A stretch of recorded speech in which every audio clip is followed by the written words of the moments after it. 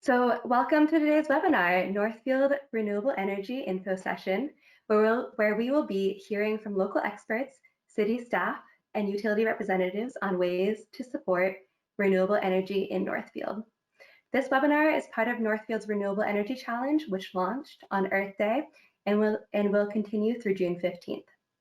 I wanted to start this call off with a big thank you to everyone for taking the time to join us today over this lunch hour. It means a lot that so many Northfield residents signed up for today's webinar and that you are here to learn about renewable energy and help Northfield reach its goals. My name is Jamie Johnson, and I am a community facilitator with Xcel Energy's Partners in Energy, and I've been working with the City of Northfield to help achieve its energy goals.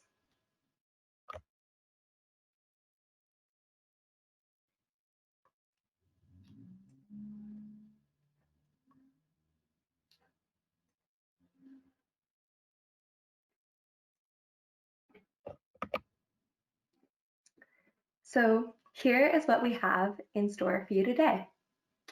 First, Beth Callistad, Program Coordinator with the City of Northfield, will be kicking us off today, talking about Northfield's carbon goals and the Renewable Energy Challenge.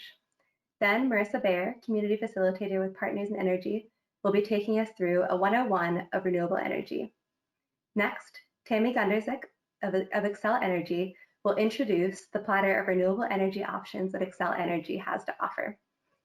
Chris Meier of the Clean Energy Resource Teams, or Certs, will walk through some best practices around navigating community solar gardens and answering some questions that frequently come up.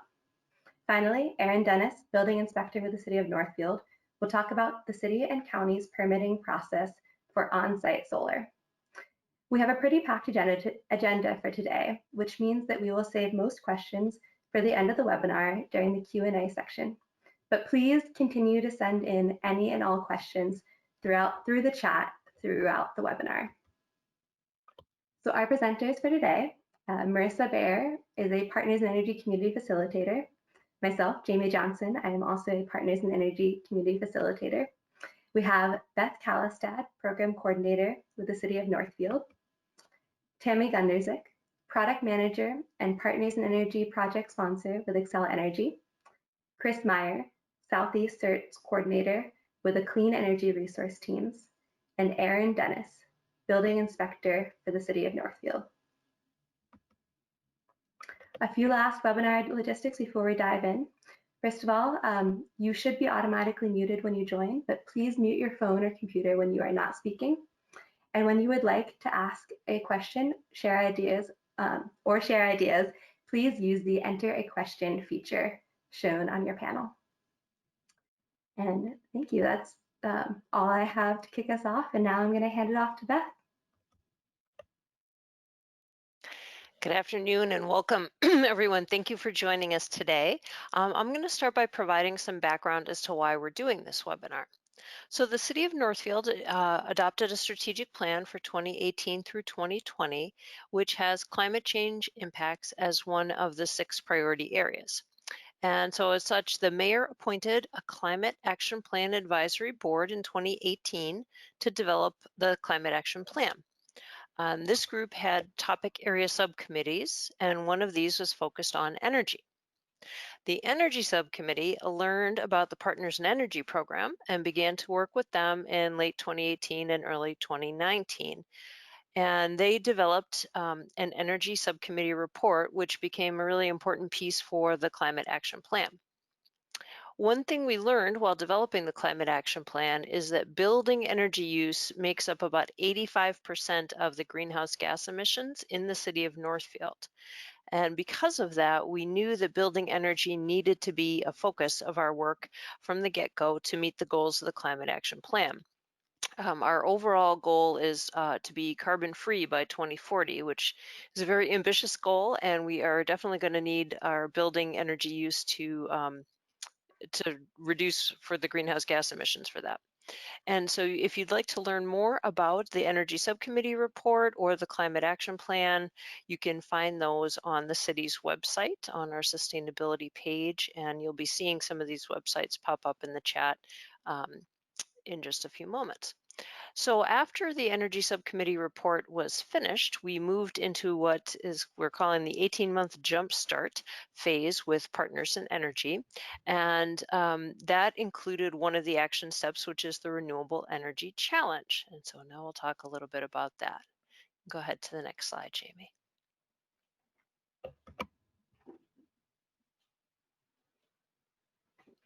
All right, so the Renewable Energy Challenge, as Jamie said, we kicked it off around Earth Day. Ideally, this would have been done in person and we would have had a lot of tabling and events and things, but we are retooling that and doing as much of this online as we can. And so the challenge is to try to add 100 new subscribers who sign up for 100% of their electricity through renewables by June 15th. And really for us, that means starting the process. So if you are thinking about, especially with OnSite Solar, we realize that that could take a long time to get into place. So if you start the process, we're going to count that toward our challenge here. Some other programs that you'll hear about in just a bit are a little quicker to join. So anyhow, that is our goal and our challenge. And we really hope that this webinar today will help folks to understand what some of their options are. You can find more about the challenge, again, on the city's website. It's a sub-page of the sustainability, or you can go right to the one that says Energy Challenge, as you'll see on the screen there.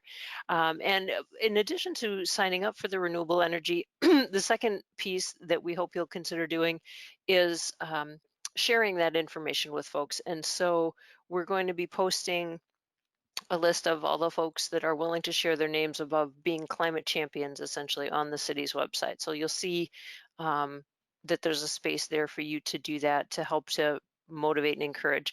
And lastly, if by June 15th doesn't work for you, that's quite all right. Please continue on your renewable energy journey whenever you are able. That would be fantastic. And so now we will move on to learn some more about renewable energy. Thank you.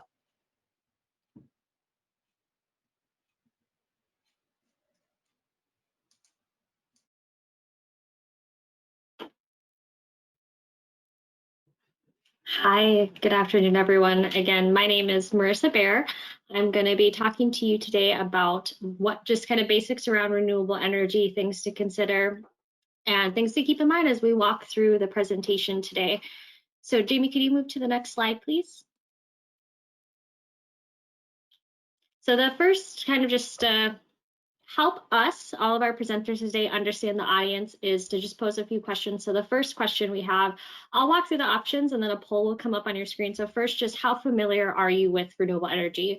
With the first option being very familiar, that you are already a subscriber to a program, or maybe you have a system on your house, or potentially you're somewhere in the process getting that started. The next option we have is being somewhat familiar. So you've done some initial research, but maybe haven't quite committed yet to a program or to installing on site. And then our third option is that you're not familiar. You are in discovery mode. You're just starting to get learn what this is. So Jamie, if you could pull the poll up on the screen for folks to answer this question, we'll give everyone just a minute to submit their answer to the question.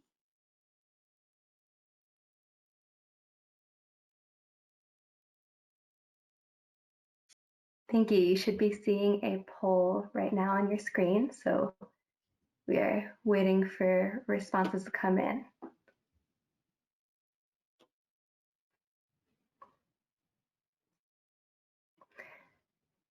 And it looks like we do have a lot of folks who are very familiar, but we're just waiting for a few more responses.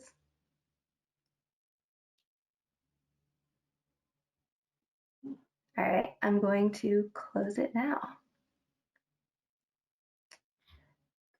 Great, thanks, Jamie. And then you should be able to see the up on your screen right now. So the answers. So it sounds like folks on the webinar right now kind of split down the half. So half of you very familiar with renewable energy, either subscribing or have on your house, and then the rest of our audience either somewhere in the middle of not familiar or somewhat familiar. And for the folks, regardless of where you are on the spectrum of familiarity with renewable energy, as you have questions or things, please make sure to put in the question box, and hopefully for everyone you learned something today and learn about the resources that are available to you. Jamie, can you bring up the next slide, please?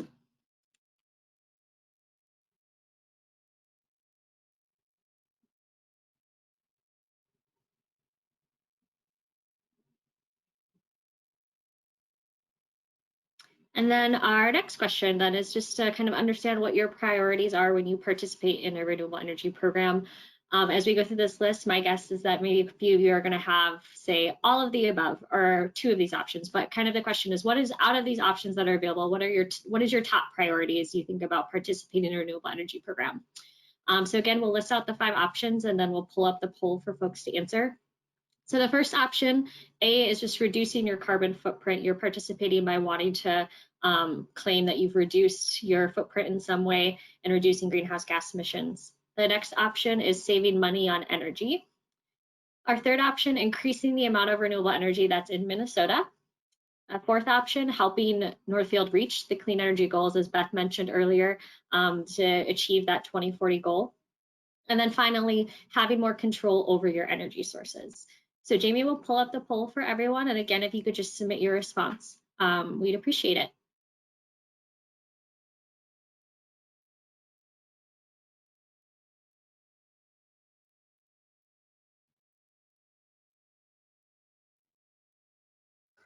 Thank you, everyone. We're still waiting on a few responses, but so far it looks like we have a lot of folks who are passionate about reducing their carbon footprint and saving money.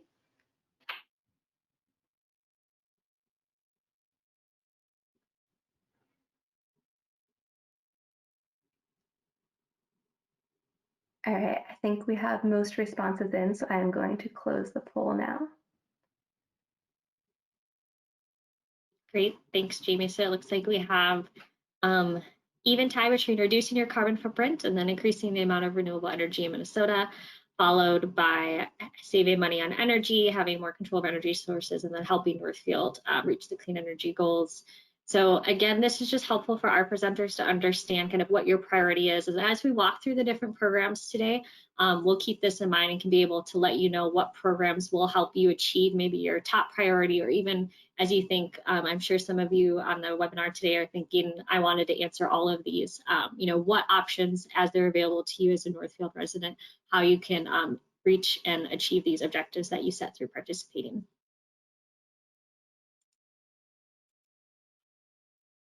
And Jamie, can you move to the next slide, please? Thanks. So just a little bit of background. So this is a chart from the Energy Information Administration, and this chart shows Minnesota's net electricity generation by source in January 2020. Looking at these sources, you can see that coal-fired generation is the largest, followed by nuclear, then non-hydroelectric renewables. And one thing we like to point out is kind of when you think about carbon-free electricity, which means that electricity source does not generate carbon, you can see, and you can see the highlight on your screen there, that of the sources, about 52% of the electricity generation in Minnesota came from carbon-free sources. So that includes nuclear, hydroelectric, and then the non-hydroelectric renewables, which would be solar or wind energy.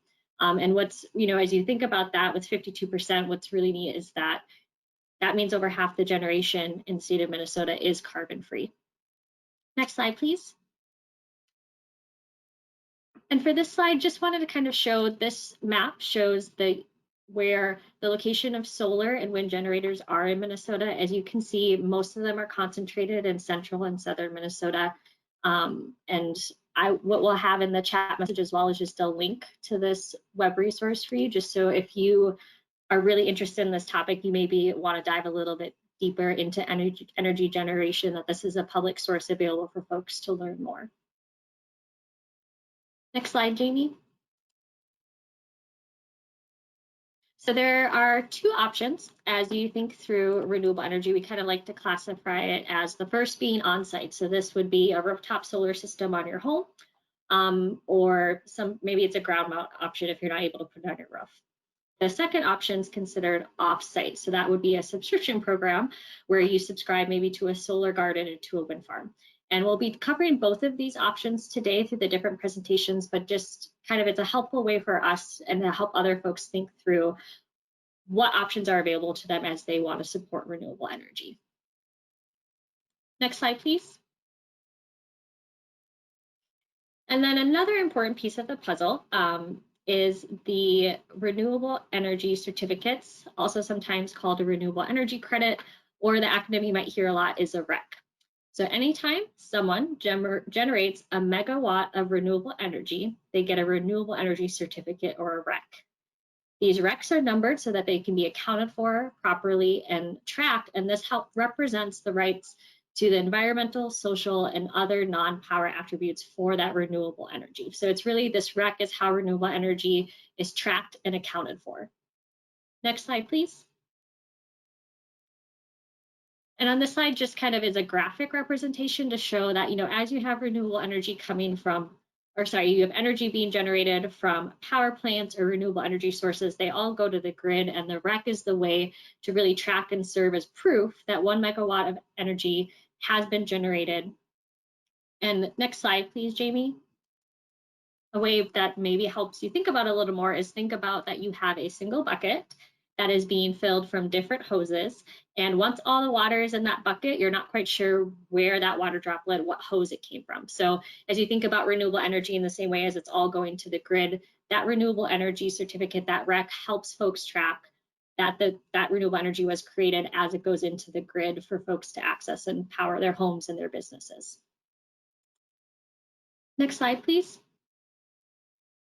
So for renewable energy credits, something to think about is who owns them, and trying to make it easy to understand what you can and can't say for your support for renewable energy. So as an individual or an organization owns this renewable energy certificate, they're able to make certain claims publicly about their support for renewable energy. So for example, if you own your renewable energy credit or your REC, you can say that you use renewable electricity, that you have reduced your carbon emissions, or that you've offset your carbon footprint with that subscription.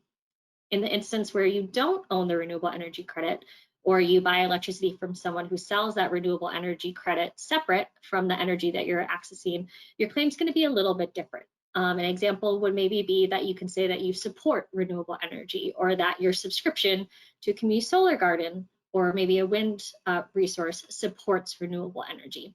So this is just an important thing to keep in mind as we walk through the options today. And I know later that Tammy from Xcel Energy, as she walks through, has a really cool graphic that shows, for each program, how the REC applies to the person subscribing or participating in the program. And next slide, please, Jamie. And RECs, there is a lot of information, is a lot to learn, and we'll share some resources in the chat box for folks to access if you do want to look a little bit deeper.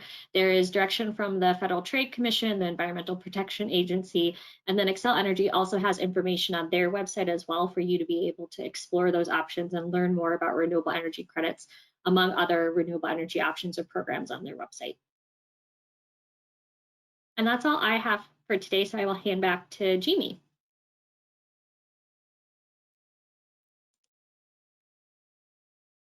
Thank you. And I don't see any questions coming in, so we'll hand it off to Tammy.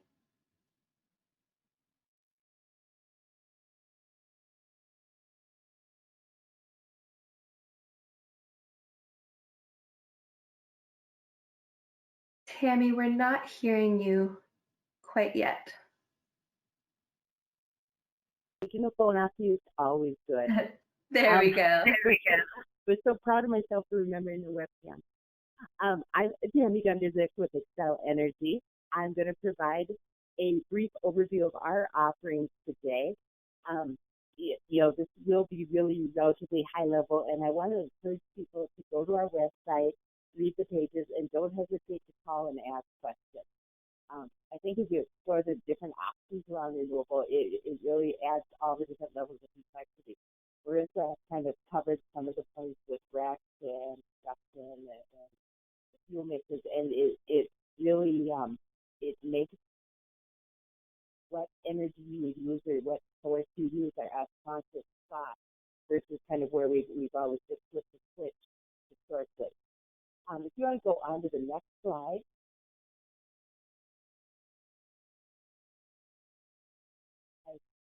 Yep, we've got a graphic here, just really calling out how important renewables are in our energy mix as a utility.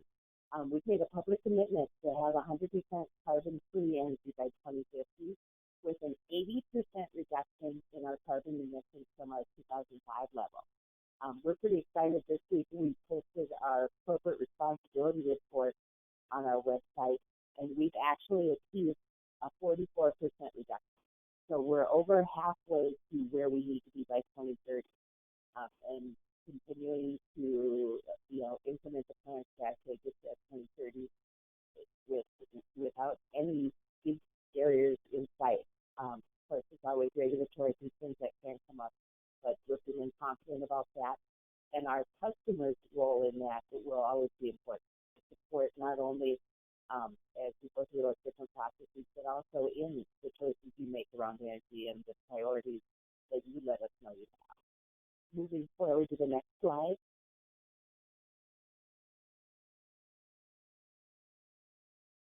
And Tammy, we did get a comment that it's a little hard to hear you still. If you can maybe speak a little bit louder. Okay, I can try that. Is even better? Sounds a little better, thanks. Good. As Marissa mentioned, we've got two different types of programs. We've got subscription programs and then our on-site offerings. These, you need to be an Xcel Electric customer, which I believe is applicable for pretty much all of the Northfield area. We do have a few that may not, but again, these are for Xcel Energy electricity customers. And then we have something called Certified Renewable Percentage. And on the residential side, that may or may not be as important, but it's where you can actually calculate the amount of energy that is being provided to you through programs. So it's a spot on our website if you go where you can look not only at the programs you participate, but then at how much renewable energy we have in our fuel mix. Not only that we've been regulated to meet, but in addition to that, and calculate your true percentage. If you'd like to move forward, next slide. We'll start looking at the programs in a little more detail. Renewable Connect is a subscription program that uses a mix of solar and wind that's been sourced here in Minnesota. It's got flexible terms, and the 5-year contract has got some flexibility. You can lock in if you go to one of the longer term contracts on a price, and so you've got that predictable price that goes throughout the term of the contract. Plus, you've got your full rec ownership. If you go to the next slide. Currently, Renewable Connect is fully subscribed in the state of Minnesota, but we do have a wait list. And from what I understand currently, if you put your name on that wait list, we are going through and seeing a number of folks kind of dropping off or moving or having to leave their contract. It's a benefit to see some churn on that list. It's disappointing just because of some of the folks who have had to go and some of the changes we see in the businesses and everything, and some of that capacity opening up is tough. We anticipate starting in 2022 changing over our customers who participate in our wind source program over to our Renewable Connect program. If you go to the next slide, we'll talk a little bit more about wind source. Wind source, similar to Renewable Connect, is a subscription program, and we use wind power generated here in the state of Minnesota. It's month to month. It does not have that ability to enter into that long-term contract. There is a bit of a premium associated with it. We normally equate that to about the price of a latte every month, or a large latte. Your actual savings or cost is hard to predict just because there's a credit associated with it that goes with what your fuel mix would have been being removed from your bill. So until we know those actual costs, we can't say, gosh, here's your savings. So it's almost like a look over your shoulder, but it is right in that large latte zone. And again, with this program, you do have full rec ownership. Subscriptions are available on this one too. So even if you're looking at Renewable Connect as a greater advantage, you can sign into WindSource now and maybe go on the waiting list for Renewable Connect and transition over to that one available. Go ahead to the next one. The Solar Rewards Community Program. worked with our solar garden. And now when you sign up to subscribe to a solar garden, I think Chris is going to talk a little bit more in depth on this later, but your actual contract with a third party. You get a bill credit from Excel, but the contractor for the solar gardens has already signed an agreement with Excel, and they're providing the recs associated with that electricity there. It's important to look for solar gardens right now with capacity in the county you live in or an adjacent county. I think if you go forward a slide, we've got a little more detail on kind of how the model works. One more. And a little of this may repeat a bit on what Marissa said, but if you think of a business or a household as a subscriber, next, and they are finance subscriptions with the community solar garden, so with that third party. Go ahead, next. The energy is being reduced, and the community solar garden developer has chosen to sign the agreement with Excel, selling the energy and the rec to them, but the bill credit goes back to the subscribers for the portion of the garden that they own, and then one more. And that energy goes kind of onto the grid as part of our fuel mix, where our customers just use that energy. The rec goes into kind of what we report when it comes to the renewable energy that we use. And then the dollar for it goes into our fuel mix, so it goes into the bills of all the customers. Next slide. Solar rewards, so transitioning from the subscription programs or the programs that don't require an on-site solar investment with you. Solar rewards is our incentive program for on-site. What it allows you to do is receive incentive payments in return for the rec credits associated with the energy produced.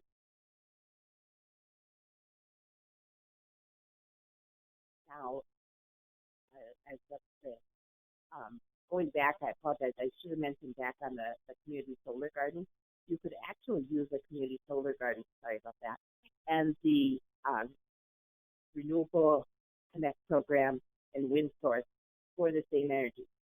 If you think of it a little bit, it's tied to the rec promo. So you can only use one set of recs for the energy you own, but you could kind of dual subscribe there. We have seen situations where customers subscribe to solar rewards and then use the premiums that they earn to actually pay for their wind source or their renewable connect. Sorry, go forward. Mix that up appropriately. So getting back to solar rewards with the on-site installations, the residential credit. This is a program I think is probably between this and wind source that has been around the longest. If you've been following the legislature and all, funding for this program did get kind of re-subscribed. So we will have it available moving forward. Go to the next slide. The next slide on net metering. Similarly, if you do an installation, but you want to maintain ownership of the rec for that, you can just move forward with this. The rec ownership stays with you, so you've got all that rights to claim that the power produced by this is kind of going to you and supporting you versus you're supporting the renewable energy in the mix. If you want to go to the next slide, I think what both I always go quickly, I don't expect. Both solar rewards and net metering have is that ability for the extra energy that you don't use, you can sell back to Excel Energy and receive a bill credit. Some of the tools we have, just because renewable energy, there are all these different features and benefits, and trying to figure out what the right fit are available on our website. We've got this table that goes through the different programs and some of the different attributes to help you choose and kind of help you sort through. I certainly don't expect you to be able to read this, but more just kind of conceptualize that it's available and to not hesitate to look for it. If you go to the next slide, we've also got something we call our Renewable Energy Advisor. It's in the area of our residential programs and rebates, and then renewable energy options, and then select residential. And it'll literally take you through a series of questions to give you the right direction. Similar to some of the different attributes we've talked about today. What do you really prioritize? What do you want? Is it the environmental benefit? Is it the cost savings? Do you have the ability to install solar? Do you not? Some of those. And then it gives you the opportunity to see what program within Excel Energy supports what you want to do with that. I believe that's the end of mine, but let's make sure with the next slide. With that, I believe I'll turn it over to Chris. Thank you, Tammy. And I don't see any questions coming in, so Chris, whenever you're ready.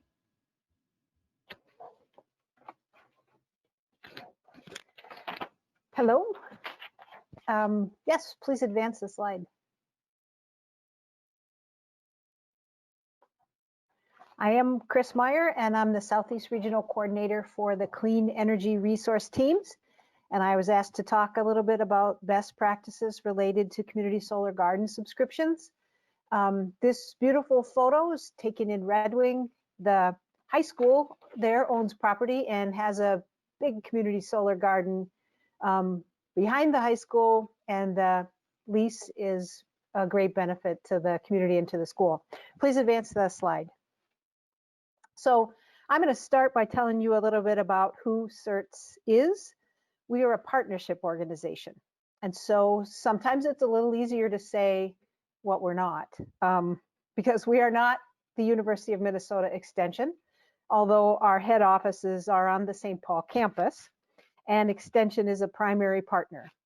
And we're not a state agency, although we help the Minnesota Department of Commerce, Division of Energy Resources with a lot of their programs, and they are one of our primary partners. And we're also not a nonprofit, although the Great Plains Institute is a partner.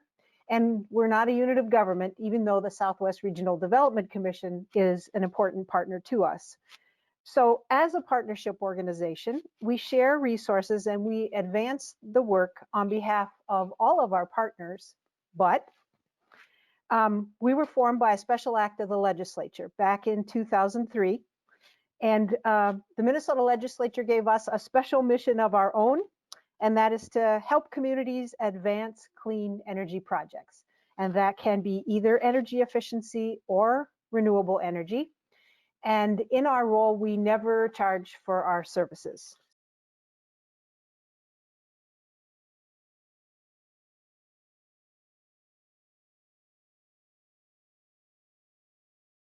I became muted there somehow.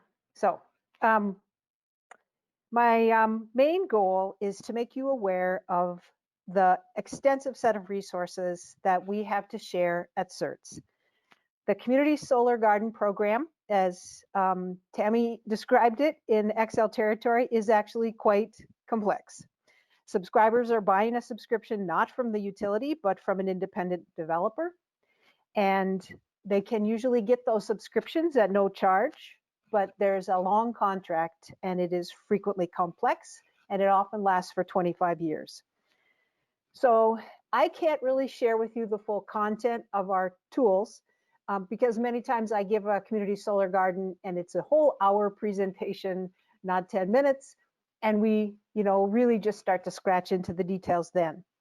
But we have, and it's really in part on our role with the Department of Commerce, that we've acted as an independent third party to create and share tools and resources that are designed to help community solar garden subscribers. And so our website has a whole series of resources, and therefore not just residents, but also businesses and units of government. And what is shown on the slide are a sampling of some of our printable guides. So please advance the slide. You can navigate to our website, and if you look for under tools and guides, if you look for the solar garden information, you will get a whole set of tools, different things that are downloadable. And at that yellow bar at the bottom of the screen sort of shows you the submenu, and the printables is really where those documents that were on that previous slide came from. So you can find all of them there. Right next to that, you'll see calculators, and that is what I'm going to talk to you about in just a minute, but please advance the slide. So one of the frequently asked questions that I was asked to address are what size of a subscription should the average residential customer get? And all of these answers are on those guides. And this one is a section that describes how to determine, based on your electricity bills, the recommended subscription size. A typical home in Minnesota uses about 800 kilowatt hours of electricity a month. And if that was true for you, you could get a 4 kilowatt subscription nameplate, and that would meet about 50% of your needs. You'd probably need to get 8 to get 100% of your needs covered. And the program allows you to subscribe to enough that would cover 120% of your annual usage. And frequently, the community solar garden developer will ask you to share some of your bill information with them. And that's to help them help you make the determination about the maximum subscription size that you would be eligible for. But in general, this sort of gives you a rule of thumb. Please advance the slide. So sometimes you can get multiple offers, and we developed a tool that would help folks make a comparison. There's an applied economist at the University of Minnesota Extension that helped us develop it. It's spreadsheet based. You navigate there on our website, you can download it. And what I'm trying to show on this slide, there's a series of questions with instructions that will help you figure out if the developer gives you a prospectus, then you can pull the size of the subscription and the starting price and the reimbursement rate, and if there's an escalator, and then you would be able to actually confirm those numbers from a third party and discover which ones seem to work better. So please advance the slide. Another thing that I was asked to just mention, we provide a set of checklists that will give you some information and questions that you might want to consider, or that you might even want to ask a developer who makes a proposal. For example, many times the subscription will be a 25-year subscription. And so is there a cost for you to break it?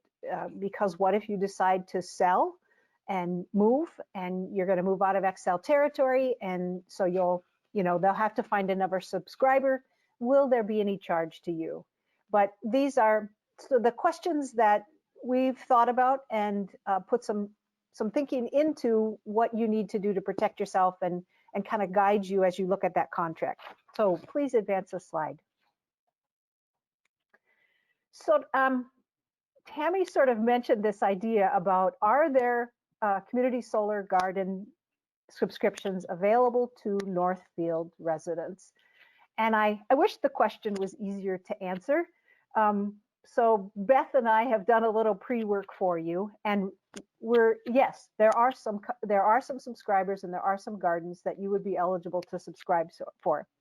So I'll start by saying that we at Certs do not endorse any solar garden developers or any specific solar gardens. So I'm going to tell you how we found out. XL Energy calls this program the Solar Rewards Community, as Tammy shared with you. And an XL customer can subscribe to a garden that is physically located in the county in which they reside, or a county next to them that shares a border. So this screen print is from XL Energy's website, and there is a link to a spreadsheet that tells the status of all solar gardens that are in process or have been installed across the state of Minnesota. The county location of that garden is on there, so you can eliminate counties that you don't live in or are not right next to you. And once you do that, it will tell you the status of the garden, which is to say, are they currently taking subscriptions? And you can further eliminate some of the gardens. And then you will find that there's a column that tells you the website, the email address, and gives you a phone number. So both Beth and I, a couple weeks ago, called that limited set of gardens, and we asked them, are you taking residential subscriptions?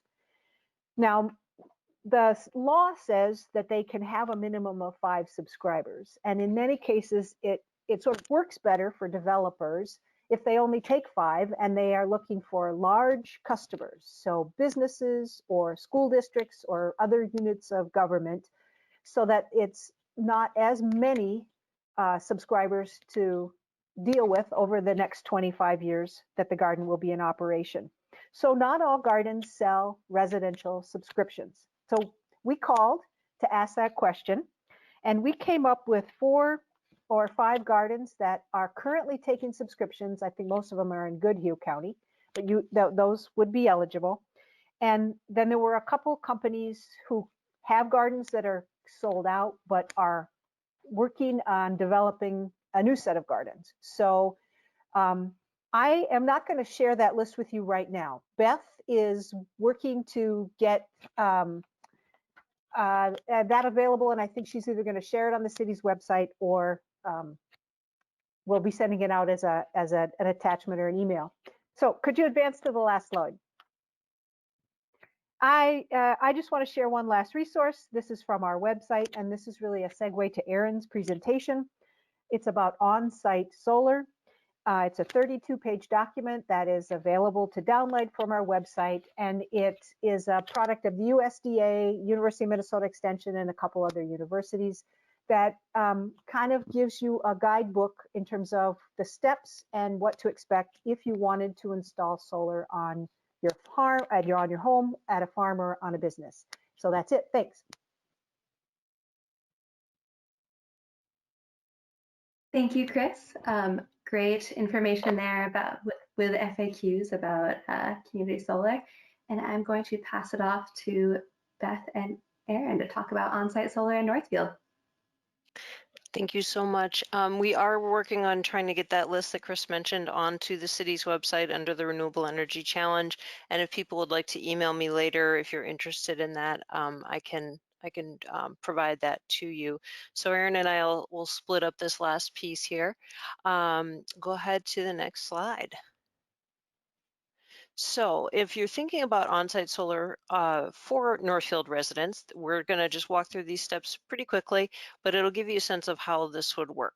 So these are the steps for installing solar panels on your home, and we're going to go to this high level, and then you can have a sense of what will need to happen. And go ahead to the next slide. So relevant to any renewable energy opportunity, you should always increase your home's efficiency first before choosing renewable energy. This ensures that your system is optimized for your home. So right now, you can sign up for a free virtual Home Energy Squad visit to learn more about your home's energy efficiency and opportunities to upgrade equipment or improve insulation. And you can sign up for that at homeenergysquad.net. And on there's also a phone number to call, and maybe we can pop that in the chat in a minute here. And all Northfield residents who live in 1 to 4 unit homes or multifamily homes are eligible, including renters. Okay, go ahead to the next slide. So after you've gotten your efficiency figured out, you want to work on confirming your home's solar potential. And it's important to consider that solar potential before you decide if installing solar panels is right for you. Hang on just one second. I'm getting ahead of the getting ahead of the tech crew. There we go. Thank you, tech crew. So you can get a sense of your solar potential by using the Minnesota Solar Suitability app, which is free to use. You type in your home's address and it gives you an estimate on whether or not your home is fit for solar. And you can also download a full report on the results, including an estimate of the size of the system, cost, and return investment. And you can see the website there, mn.gov/solar app. And now I'm going to pass this over to my colleague, Aaron Dennis, our city building inspector, and he's going to talk a little bit more about what needs to happen within Northfield. Sure, thank you very much, Beth. So really, with regard to the slide that's up there, you can see this is kind of the formative stages after maybe some decisions have already been made. But really, we become involved in the project once it's really slated and ready for a build. But the truth is there's the majority of the work goes in long before we get involved. As you've heard in the presentations previous to this, probably the most fundamental thing to really work out is, first of all, looking overall at each one of our energy consumptions. So each of us with whatever home we have and whatever energy usage we have, we're looking at trying to make that into something that is carbon neutral or sustainable. And so point being, sometimes our department gets involved perhaps more heavily in those things. You just heard Beth mention the home energy audits. So part of any renewable strategy that homeowners might have, a real instrumental part of that is going to be a real analysis of what we're using and being able to offset our usage based on where we're getting that from, and make sure that we can use only what is available by renewable sources. So the point is really all of us, our goal is to try to become more aware, and really it's been a really nice opportunity to be able to visit with and communicate with folks as they've gone down that path. In a few instances, I've been along for the ride with folks as they've started out on that path, but for the most part, the solar, specifically the on-site solar that we become involved with town residents, is after all things have been decided and an installation becomes a part of their property. So it's been a really unique opportunity, but the slide that you're looking at there now brings attention to a few things that are of importance to think about when we are going into it. Some regulation of city standards apply, but the city has crafted, very well crafted planning ordinances to really promote and really add the ability to use on-site solar for energy source. And so that part of it is really nice, that we live in a community that is so well geared. But there are things that are like restrictive covenants for especially homeowners associations that we have experienced. Sometimes permissions need to be granted by those local bodies before a person can move forward with being able to provide that installation. The approval and acceptance of our office doesn't necessarily supersede something that is a binding agreement with a group of homes such as that. There's a lot of moving pieces with regard to the solar installations, but the truth is the people that are involved in it really take care of the lion's share of that. As a property owner, really all of the decision making, once it's down that path, all those other things is really carried by the individual. So there's really not as much concern for a homeowner to worry about how those things will be. If we move to the next slide there, perhaps we can talk a little bit about kind of the last steps that Beth has lined out here for us. Again, number 4 there, pointing out we really are in the decision-making process. We're really able to see that's where people are able to look at their usage and maybe do what they can to manipulate their usage to increase efficiency perhaps, or perhaps improve the retention of some of their heat perhaps, and those home energy audits are really, really useful for that. When it comes to moving forward with perhaps an on-site installation, finding a qualified contractor, I really, really appreciate the really quality handouts and helpful tools that have been pointed out by some of the previous presenters. I had no idea there were so many resources available for people to be able to even just look at your own personal property and see what the likelihood is that there's a good chance of good solar gain there. So there's a lot of resources that we can look at, but it's always important to remember there's going to be more than one person that's willing to work with us to obtain a solar installation. And the reality is there's as many, there's as much diversity to the solar providers, the installation providers, as there is as to models of cars. The reality is there are some that are very, very economical and very affordable, but they maybe don't offer the same for readout or accessibility to know what kind of data of energy production is being made. And I've also seen some systems that are really comprehensive and actually not even that bad priced comparatively either. But the point is you do want to do some shopping to be able to quantify what direction you're going to go with, what installer you'll go with.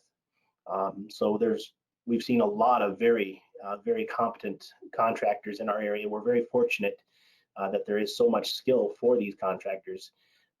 There are, because of the demand, there has been a lot of contractors coming from sometimes very, very far out of state, even Washington State one time, and I believe Utah. And so there are many contractors out there. So you don't necessarily need to limit your search to just local contractors, but it can be a pretty broad range. But you do want to vet the offerings that you're provided and put them against, compare apples and apples if you're possible. As far as the interviewing of them, under number 5 there, you can see that there was actually a list of questions. So you may not know a lot about a solar installation, but what's really helpful is that they have actually done a lot of that work so you can know what questions to ask to really come to know what decision to make. Really, for our office, it's pretty straightforward. Once you have chosen a contractor, they make the application and it becomes permitted and issued, and they provide the installation. And then we go, first of all, the electrical inspector goes to confirm that all things are as they should be, and then our department goes to confirm that structurally those things are in order. But that's pretty much the end of it. So, but it's a pleasure to see so many people interested in it.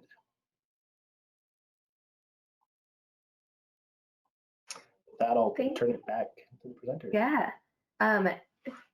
Thank you, Aaron and Beth. That was really great information. And our next slide here, if Beth, I know you had mentioned earlier our Renewable Energy Challenge, but just wanted to flag this for everyone that this is still active. And if you go to that link here, which can be sent out, there's more information about the challenge, which is just a goal to recognize folks in the community who are supporting renewable energy. So we did have a few questions come through, both in the initial survey that was sent out to folks, as well as in the chat today. One that I did want to touch on was a question, and this is directed to Tammy, asking about where does the additional cost for wind source go towards? The additional cost with wind source, that is a wind power purchase agreement set up specific to that program. And so it's important for us as we look at the different programs that provide customers choice on their energy sources, that the kind of costs for providing those choices stick with the actual people subscribing to them. And so it really does tie right to that energy source specifically. That's one of the reasons, if you think about how the program works, that we remove kind of the costs around that combined fuel mix and substitute it with the wind source cost. So it goes towards development of renewable sources? No, it goes towards the specific wind power purchase agreement that ties to it. And so it's the actual cost. Okay, thank you, Tammy. So I did have another question in the original survey that was sent out. So this is about, there were 2 questions along these lines about how townhomes or maybe folks who cannot install solar can support renewable energy. And I think that our presentations today did address some of these, but I just wanted to more directly ask that to folks. This might be a good question for Tammy or for Beth. I think my easy answer is, this is Tammy, the Renewable Choice Program and being able to provide those, as well as the wind source program. If you want to have kind of maintaining those recs. And then community solar gardens, if the recs aren't quite as big a priority to you. Thanks. And I do have another question here, and I think this is a really great one for Beth to answer. So, how to convince others to support the cause for renewable energy? That's a great question. Well, I started by subscribing to a community solar garden for my house, and so I can say I'm walking the talk. And I think just trying to share information and make it easy is an important step, and show that this is becoming the normal thing. And so that's where our climate champions on the website piece comes in, to just show, like, look, my neighbors are doing this. Maybe we'll do some lawn signs or something. I don't know. We still have some time to think about that over this next year or so. Jamie, one question I did want to respond to that I received, or comment, was regarding community solar gardens, and that perhaps they may not all be a 25-year commitment. So that's a good question to ask as you're looking at community solar gardens.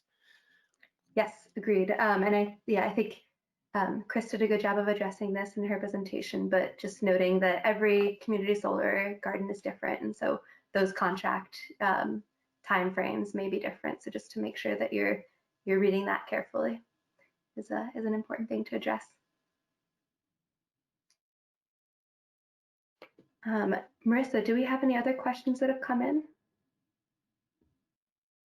Yes, we have a couple questions. I'm just kind of looking at the list right here.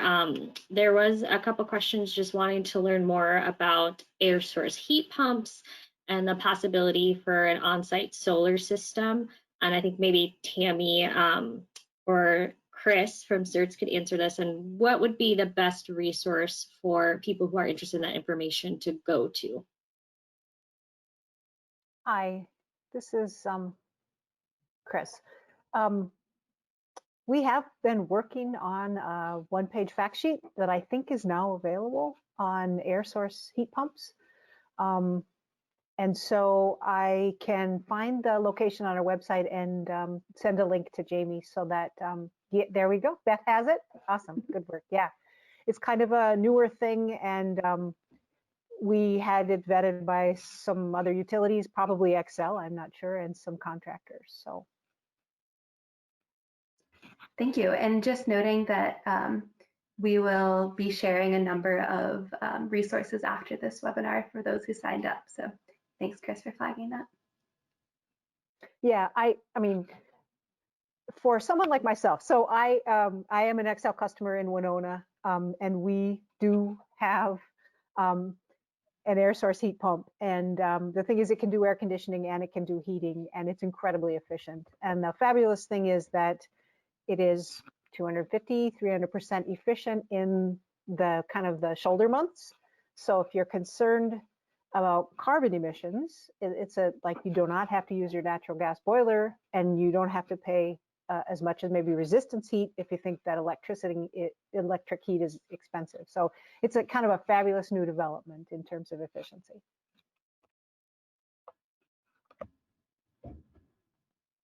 Thank you. And so we only have about a minute left. I had a great question that came in here that asking whether renewable energy champions who are already subscribed to renewable energy can be listed on the website. And I will send that question to Beth. Yes. We please do. There is, you can sign up on the Renewable Energy Challenge page, and there's a choice where you can click, yes, I already support this, and we will add you to the champions list. Great. And so we did have a few questions. If we were not able to get to your questions in this live presentation, we can send some follow-ups. And we did have one last poll here that I wanted to launch, which is asking, what action are you most excited to take after listening to this webinar? And the first option here is to join Northfield's Renewable Energy Challenge, sign up for WindSource, subscribe to a community solar garden, start the process of installing on-site solar at my home, or other if you want to send us details. in the comment section, and let me launch this final poll for everyone. And thank you so much for joining today. We're really excited that everyone was able to attend over this lunch hour. So thank you.